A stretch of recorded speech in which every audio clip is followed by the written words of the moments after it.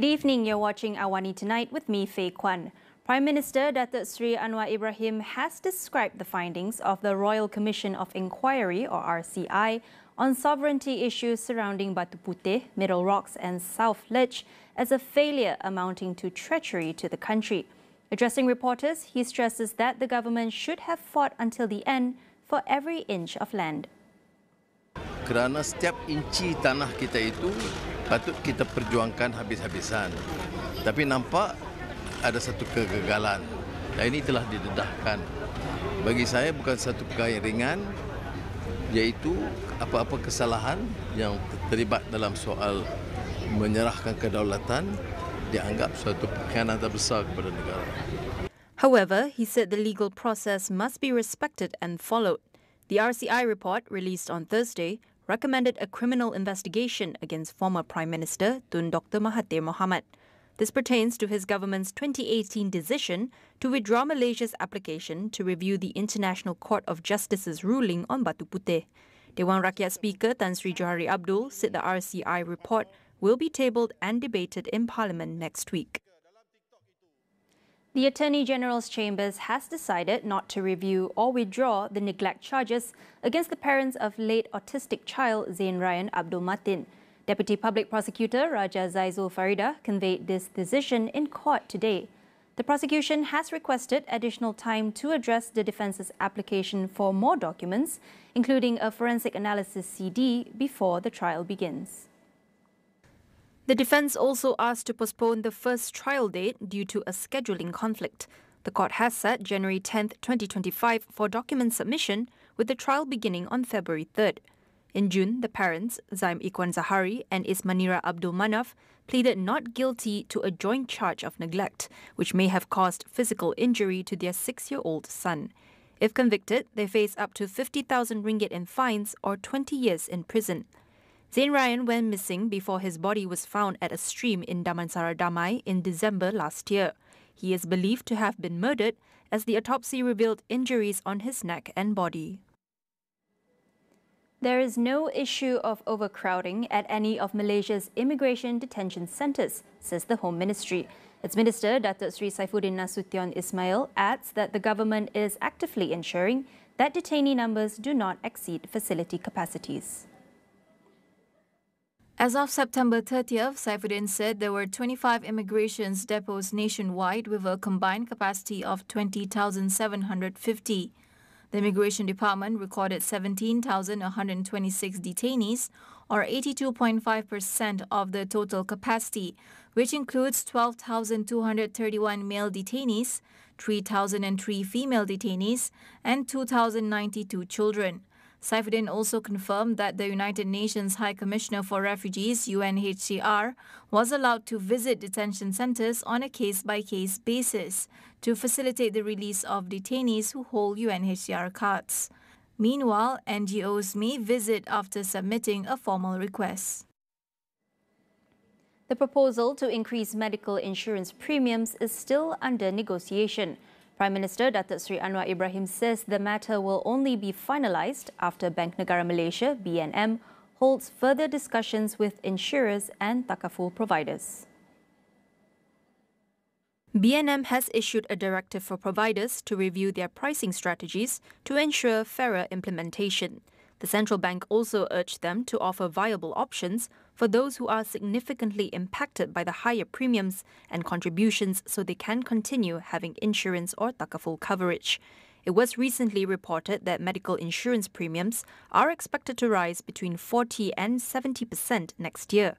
Some policyholders claim to have received notices sent by insurance providers about the increase, attributing it to the rise of medical care costs in private hospitals. A study by Zurich, Malaysia, reveals that more than half of respondents are unprepared for climate events such as floods, heat waves and landslides, mostly due to financial constraints.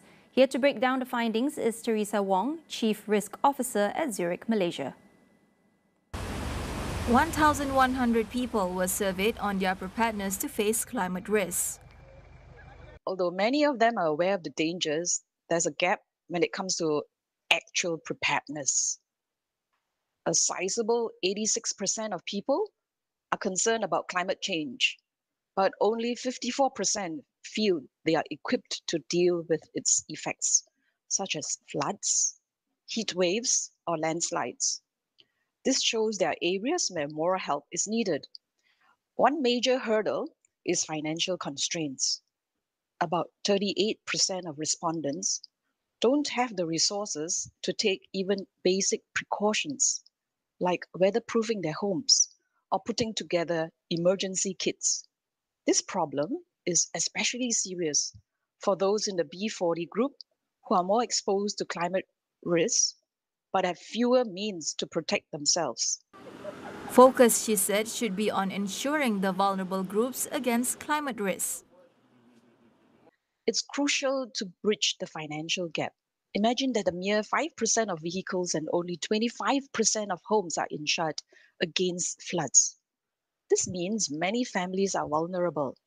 By introducing affordable micro-insurance solutions or providing subsidies, we can help ensure that low-income households have the financial protection they need. This not only builds resilience, but also brings peace of mind. Teresa highlights the importance of public-private partnership to scale up efforts in strengthening climate resilience. The private sector should not only wait for the government to take action, but should also be part of the community because, like it or not, they are, not a human enterprise, all right? They're an entity, but it's people by humans, right? And therefore, in order to make sure that the communities around them will be resilient and survive for future generations, they need to be part of it. It's not stepping back and waiting for, okay, I wait for the municipal council or the government to take some action and then only act upon it.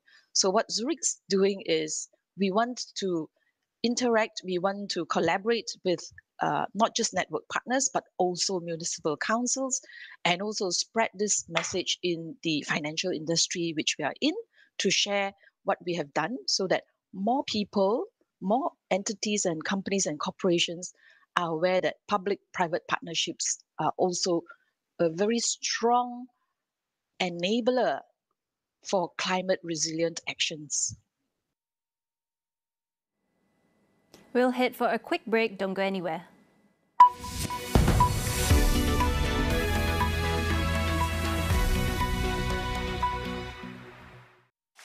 Rambut gugur lagi? Macam mana Gunakan Pantene Baharu dengan provitamin mikro yang meresap dan menguatkan rambut dari dalam. Rambut 10 kali lebih kuat terhadap rambut gugur. Pantene Baharu. Atuk oi. Alamak, macam mana ni? Ha, atuk ada misi. Loh lah, Tok. Mak dah settle. Oh. Wah, barulah indah. Terima kasih, Underwater. IWK, 3 dekad memelihara kesejahteraan rakyat. Kerap menggaru kulit kepala disebabkan kelumumut, masalahnya lebih mendalam. Gunalah Head & Shoulders baru, menembusi 5 lapisan untuk membasmi kelumumut dan kegatalan. Bebas kelumumut sehingga 100%. Head & Shoulders baru.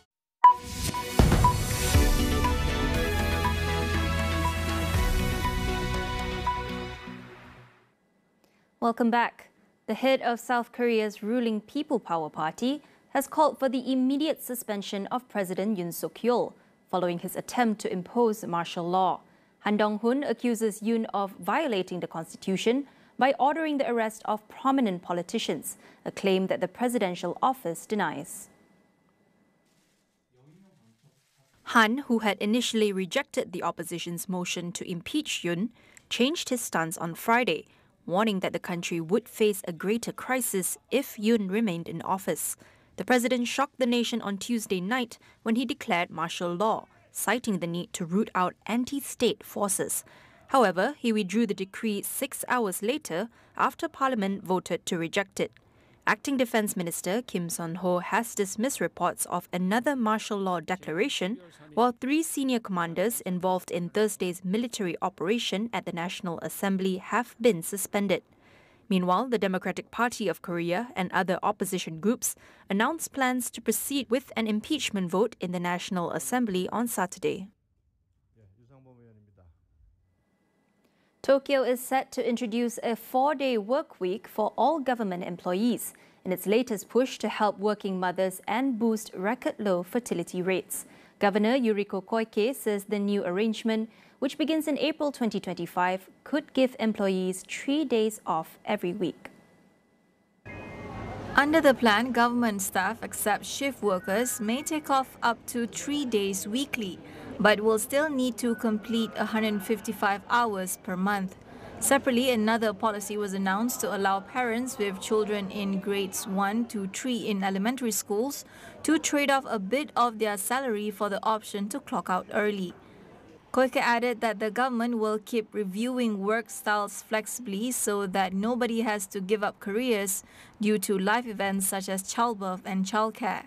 Only 727,277 births were recorded in Japan last year, with the fertility rate dropping to a record low of 1.2.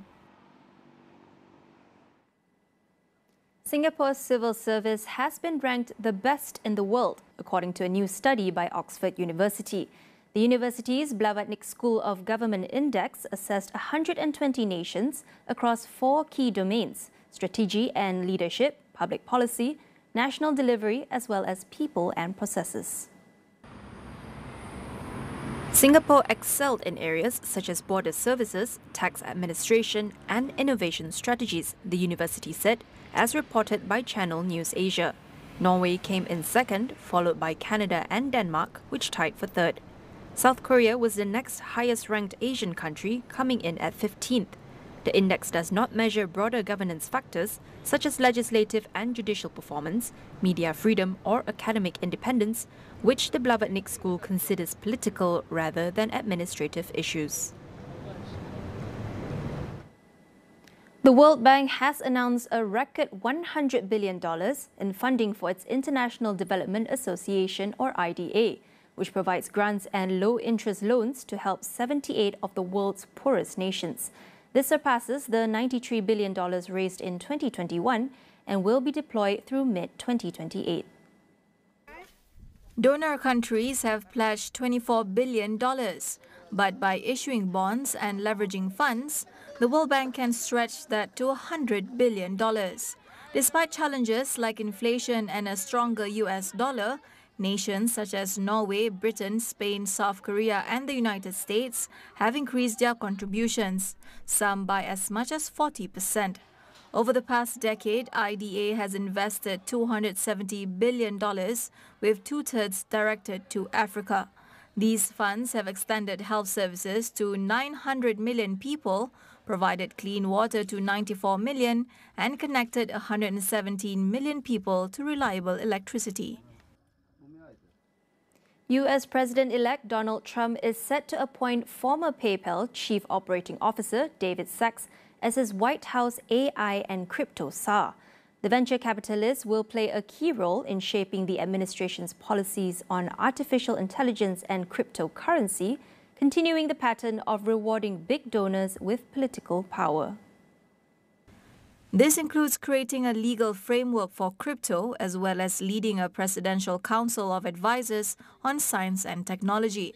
A confidant of Tesla CEO Elon Musk, Sachs is among Trump's Silicon Valley supporters, even hosting a fundraiser in San Francisco in June that raised $12 million for Trump's campaign. He's also known for his popular podcast series, All In, where he talks about all things economic, tech, and politics. His appointment signals a shift in the U.S. policy on digital currency, with Trump's campaign promise to make the United States the crypto capital of the planet. Since the November 5th election, the price of Bitcoin, the world's most popular cryptocurrency, has surged more than 45%, with price hitting $100,000 for the first time on Wednesday. That wraps up AWANI Tonight. Do check out our revamped English web portal delivering in-depth news and analysis to keep you informed on the critical events shaping our world, all in one place at international.astroawani.com. That's all for now. I'm Faye Kwan. Thank you for watching and good night.